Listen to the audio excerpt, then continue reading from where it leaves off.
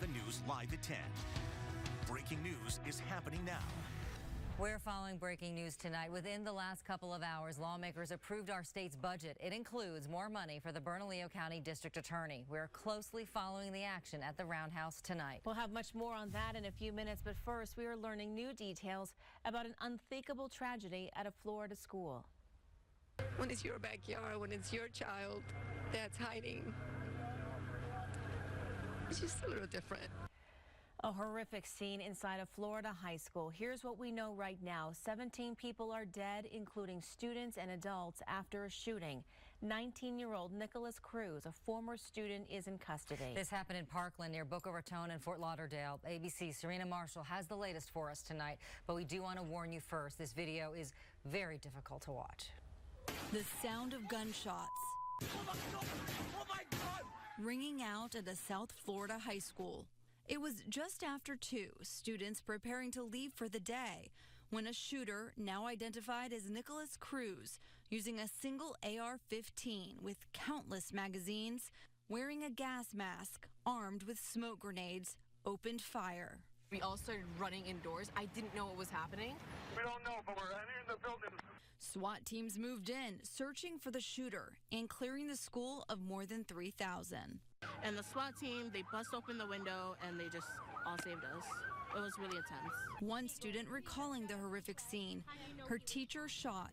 We saw his body for like 30 minutes. We were just like praying and crying and then the police came and we just got out. The sheriff's office confirmed 15 were killed on site. 2 died later at the hospital. This is a catastrophic, an unbelievably catastrophic day in Broward County history. It's devastating. I'm sick to my stomach. After the hail of gunfire, the 19-year-old former student walked out of the school. White male, burgundy shirt, wearing a black hat, and either long black pants or shorts. He mixed in with a group of students that were running westbound. Police arresting him without incident. The motive of the shooting is still unclear, as the school and all related activities have been canceled for the remainder of the week. Serena Marshall, ABC News, Washington. First responders in New Mexico are making sure they're prepared to handle an active shooter. For the past 3 days, agencies in and around the Albuquerque metro area have been training on what to do during an active shooter situation and how to help the injured. Most end in 15 minutes or less, these kind of situations. And today, first responders learn how to properly clear a building, provide quick aid, and how to evacuate the injured. I think there's so much around here, but really no one agency can take off all of it on their own. And so for us, having these guys trained together, side by side, really ensures that wherever this incident happens around here, they're ready to go. And he says they've been building on this training for the last 2 years. And training can really make a difference. We talked to a survivor of the Las Vegas massacre where 58 people were killed. She says an active shooter class she took just before that tragedy here saved her life. You run. That's your best bet. You know, even if you're close, if you can exit, you exit. Marlene Lucero took that class at Sandia National Labs in October, 5 days before the Vegas shooting. She says she learned to look for emergency exits once the shooting started, and that is how she found her way out. Well, this is the 18th school shooting in the U.S. this year. Here's a look at where all of them happened. Last month at a small school in Texas, a 16-year-old was arrested after he brought a semi-automatic handgun to school and shot a girl in the cafeteria. Police never announced a motive. The next day, 2 students were shot and killed at a Kentucky high school. 17 others were hurt. The gunman was arrested. And sadly, New Mexico is no stranger to these tragedies. In December, a gunman shot and killed Francisco Paco Fernandez and Casey Jordan Marquez before killing himself at Aztec High School. Investigators never figured out why the shooter did it. There are still a lot of questions surrounding this latest tragedy. We'll bring you the latest updates both on air and online. Back to our breaking news now. State lawmakers have sent a budget to Governor Martinez's desk. This comes just hours before the session is scheduled to end. We have live team coverage tonight. Chris Guadaro is following the bill's latest path, but we go now to Doug Fernandez, who joins us from the Roundhouse. Good evening, Doug. Shelley, millions more in Burlington County DA office money is included in this latest state budget proposal that is making its way through the roundhouse here. Action 7 News reporter Chris Guardaro tells us about some last-minute changes legislators are making to the bill. After some back and forth in the House and Senate, a budget bill is now on the governor's desk that gives the Bernalillo County DA's office $3.2 million extra in funding per year to hire more prosecutors. 3 members of New Mexico's House and 3 members of the Senate met on Wednesday to iron out their differences on a state budget bill. The House wanted more funding for state roads. That is what was our primary driver, is to make sure that we could get more money back into the road fund, which we did do. And after years of the legislature taking money from school districts, the Senate wanted to replenish their reserves. They weren't wanting to put money into cash balances for schools, and we did. We feel like we need to pay the schools back. Ayes have it. The committee report is adopted. The 2 chambers compromised and gave more money to school districts and state roads. Neither side changed the amount of money going to Bernalillo County prosecutors. The Senate added $2 million more to reoccurring. I think that's a good compromise. I mean, we all have to compromise, both legislative chambers as well as the executive. Now it's up to Governor Susana Martinez to approve a budget bill she called soft on crime before the legislature made changes. On the DA funding, we did sweeten that. We did sweeten the state police funding. We sweetened the judge funding. I'm very optimistic about it. The governor can now veto that budget, sending lawmakers into a special session, or approve it. We'll have full coverage on her decision here on KOAT. In Santa Fe, Chris Guardaro, KOAT Action 7 News. Right after it passed, Governor Martinez released a statement. She says she is generally pleased how it prioritizes public safety, crime, and economic development. The governor goes on to say she and her staff will review the budget line by line, and she will not hesitate to exercise her line item veto, adding, as always, any tax increases are dead on arrival. And it's important to point out, as Chris mentioned, none of the money for the Bernalillo County DA's office changed in this new agreement. Raul Torres will get $3.2 million more to hire additional prosecutors. Now, he wanted a lot more, but this is still about a 17% increase from what his office got last year. Now, when the House did not agree with the Senate's version yesterday, they formed a committee to work out their differences. These are the lawmakers who are on that committee. 3 are from the House, 3 are from the Senate. Each is a member of their side's Finance Committee. Only one lawmaker, as you can see, Republican Larry Larrañaga, represents Albuquerque. And as our viewers know, this all started last week with our General Manager, Marilyn Roper, when she asked you to call your lawmakers to protect the money to fight our crime crisis. You know how bad crime is. You live it every day. Insist that the DA's office is properly funded. Let's deal with the crime now. A Senate Finance Committee member tells us their phones have been ringing off the hook since that community comment aired. We want to thank you for doing your part. We, of course, will keep you updated on what the governor's action she takes, and we, of course, will be back here tomorrow for Action 7 News Live at 4, 5, 6, and 10 with the latest details on the budget bill. Live in Santa Fe, Doug Fernandez, KOAT Action 7 News. A state lawmaker filed a bill that would have Cultural Affairs hold a contest to select an official green chili and New Mexico True song. The legislation cites New Mexico's historic musical tradition. It would allow members of the public to vote on the official songs before they are sent to the legislature.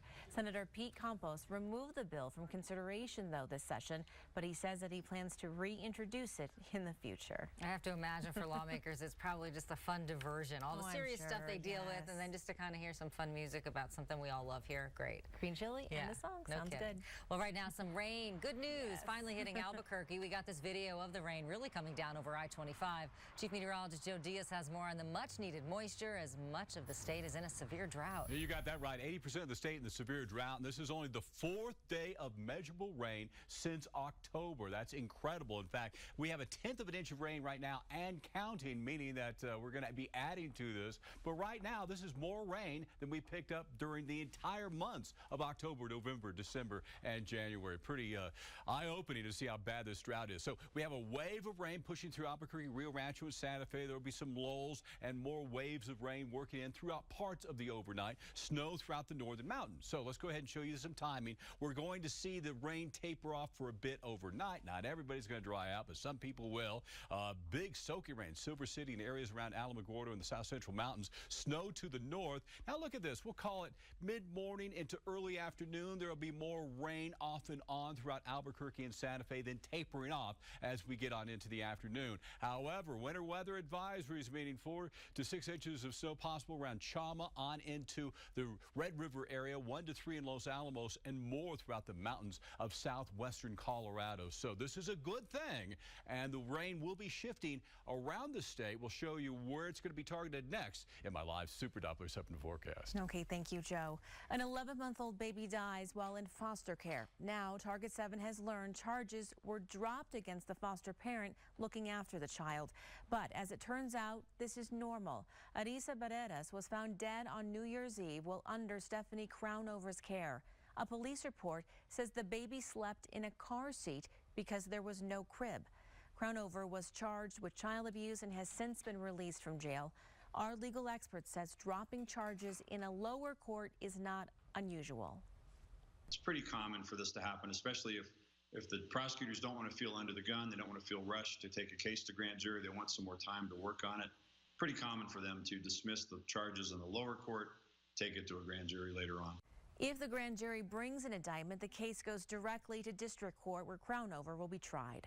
The Senate is debating immigration as Congress tries to reach a deal to protect hundreds of thousands of undocumented immigrants brought to the U.S. as children. Irene Orozco is one of those dreamers. She's also New Mexico's 2018 Teacher of the Year. She was able to attend college and get a job because of the Deferred Action for Childhood Arrivals program known as DACA.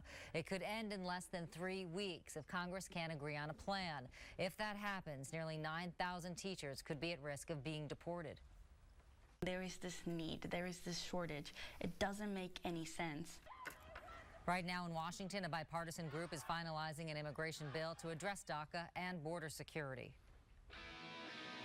A crash involving an Albuquerque police officer kills a 6-year-old boy and leaves a family devastated. But we've learned it's not that officer's first accident. New tonight, we break down his crash history and if he's ever landed in trouble.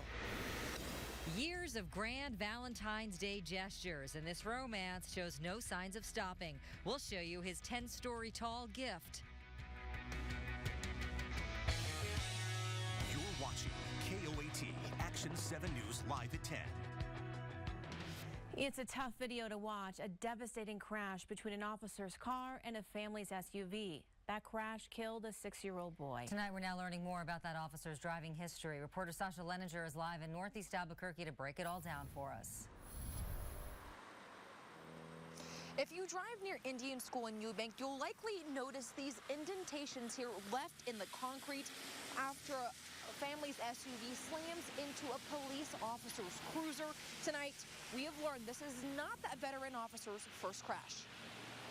He was hired in 2008, and with 7 years under his belt, Officer Jonathan McDonald's driving record is not squeaky clean. Someone yelled, "We have to get the kids out of the car." Last April, McDonald was responding to a call about a man threatening others with a machete when this happened. Reports say he was driving 80 miles an hour seconds before he crashed, killing a 6-year-old boy. But this isn't his first wreck. In 2012, McDonald hit another officer's car near Central and 55th. According to these documents, he was responding to a call outside of his area command. McDonald was traveling 50 to 60 miles an hour when he quickly changed lanes without looking. He hit the other officer's vehicle so hard, their airbag deployed. Then, 2014, McDonald hits a stop sign near Coors and Delaney. You can see the marks left on his cruiser. In this report, McDonald claims the stop sign was dark because traffic lights were out in the area. This is the damage to his vehicle in 2015 after McDonald crashed into a curb. The documents show the roads were icy when he was stopped on Taylor Ranch Road near Kachina. He tried to make a right-hand turn but crashed, breaking his left wheel. McDonald then collides with another officer's car in 2016. Take a look at the damage left to the cruisers. McDonald was following another officer. Both were looking for a stolen car. That officer made a U-turn to follow that car when McDonald crashed into her. In the report, McDonald claims he did not know he was that close to the other officer. Now, the family of that child that was killed here at this intersection is suing Officer McDonald and the city. We do know McDonald was disciplined. He was either suspended or received letters of reprimand for the last 6 incidents. In Northeast Albuquerque, I'm Sasha Leninger, KOAT Action 7 News. A judge will not dismiss charges against a man accused of beating a teen nearly to death. Justin Hansen's attorneys wanted a judge to drop aggravated burglary, battery, and assault charges because of the statute of limitations, but a judge said no. Hansen was arrested last year after DNA connected him to the beating of Brittany Marcel back in 2008. The court also denied requests to reduce conditions of release, and lawyers are asking to have Hansen's trial moved. New tonight, we have an update on a murder investigation in Edgewood. Michael Pelkey was shot and killed by a robber at the Smith's gas station Sunday night. Since then, state police have been looking for a truck they believe the suspect was driving. Today, they said they found it, but officials now say it was not linked to the crime. Police are still looking for the suspect. A vigil will be held for Pelkey Friday at 5 in the Smith's parking lot. It was Lobos Love Pink Night at the Pit, and the UNM men's basketball team got a win. They topped Utah State 78-63. The Lady Lobos were on the road also against Utah State. They won 74-50. Well, the South Valley's Mr. Valentine is back at it again. Each Valentine's Day, Lonnie Anderson goes big for the romantic holiday, putting together grand gestures to show his wife how much she is loved and appreciated. Well, this time, he did something really huge. And if you were driving downtown near First and Central, you couldn't have missed it. Lonnie Anderson's Valentines for his wife Anne are impressive. He's put a carousel in their front yard, written a huge poem in rocks. He's even thrown her a prom. And it's a powerful way of showing that there is so much love in the world. This year, he went really big. He asked Anne's loved ones to make something for her, and he projected pictures of their artwork onto the side of a 10-story building near First and Central. It's about love. It's a love story. Though this is a Valentine for Anderson's wife, he says he does this for the community too. Just tell these people that you love them and just show them that you care. If it inspires one person this Valentine's Day, then all this work, the projectors, the friends, the wind, all of this will be completely worth it. The couple's youngest daughter, Cheyenne, helped with it all. We asked her, what does she think about her dad's grand gestures? I think it's really cool. You do? What's so cool about it? That they're all like big and humongous and sweet. Ironically, she's learned that Valentine's Day isn't about going big at all. Like you could just like say you care about someone, or you give them a card or something like that. Something that really matters, like a handwritten card. Anne feels the same way. It doesn't have to be romantic. It can just be a gesture to show sort of love and love to our greater community. And that's really what they're all about, is inspiring the community to show love for one another. And it looks so nice. You're right. It's up there. It's huge. Everyone sees it and gawks at it and says, ooh, that's so nice. You know, it's so creative. I was saying to you when we were watching it, how long did this take for him to do? Yeah, they plan it for months. And they're a creative family, so they're all artists. And Cheyenne's so cute. She helped plan little things. And what a nice lesson for her to see. You know, such effort and such cool payoff. Very neat. Well, here's Joe now with your live Super Doppler 7 forecast. Yeah, for those of us getting the rain, everybody's talking about, at least on my Facebook page, about how great the rain smells. And doesn't it smell so great? We had 12 100s, even a couple hundreds more than we talked to you at the top of the newscast. The biggest rain in 4.5 months. Just what you need during a severe drought. So off and on rain showers tonight and through the day tomorrow. Keep an umbrella handy for that during that time. And additional mountain snow will be working in. So that mountain snow we showed you earlier throughout the north, that'll be tapering off. But we'll have most of the showers throughout the western half of the state throughout the first part of the day before things start to taper off. See 40s and 50s throughout much of New Mexico. That snow throughout the southwestern mountains on into the northern part of the state will be allowed to expire. It looks like that's going to be phasing on out. But look at that. You see dry conditions eastern parts of New Mexico. As we go into Friday, we'll see some rain around Deming, Alamogordo, and areas around the southeastern part of New Mexico. But everybody else kind of cloudy, kind of cool, so kind of a gloomy day as that system finally starts to kick out. Back to sunshine. sunshine with a few clouds around for Saturday, milder, breezy in the afternoon on Sunday. And then as we look at Monday, President's Day, the winds will come up. Winds look to be a bit stronger by Tuesday with snow throughout the northern and western parts of the state. But this time yesterday, we were hoping for 1/10 to 2/10 of an inch of rain, and now we have a little bit more than 1/10 of an inch of rain. I think by this time tomorrow, if you accumulate what we had today and tomorrow, many areas around Albuquerque will be getting like 1/4 to 1/3 of an inch of rain, and that's a big deal for us, the biggest we've had since the end of September. And you were talking about this like a week ago, like it could happen, you know? Oh yeah. I've been hoping for this. You know, when the news ended at 6, you could smell the rain. I totally could smell it when I went outside. And now it's actually falling from the sky. Yeah, it's amazing. That's lovely. Thanks, Joe. Thanks, Joe. Well, February is Dental Health Month, and we want to see your cutest smile. Check out this adorable You Local photo. I love it. The caption says, Brendan Flores loves to smile. Look at those 2 little teeth popping up there on the bottom. Well, we are teaming up with the New Mexico Department of Oral Health and Delta Dental. You have until February 23rd to submit your cutest smile. Top prize is $1,500, second is $1,000, and $500 for third place. You can check KOAT.com to see all the entries. Competition is heating up at the Winter Olympics. We'll have tonight's highlights and the latest on the medal count. Plus, you may want more money at work, but do you know how to ask for it? We'll have some tips in tonight's Money Alert.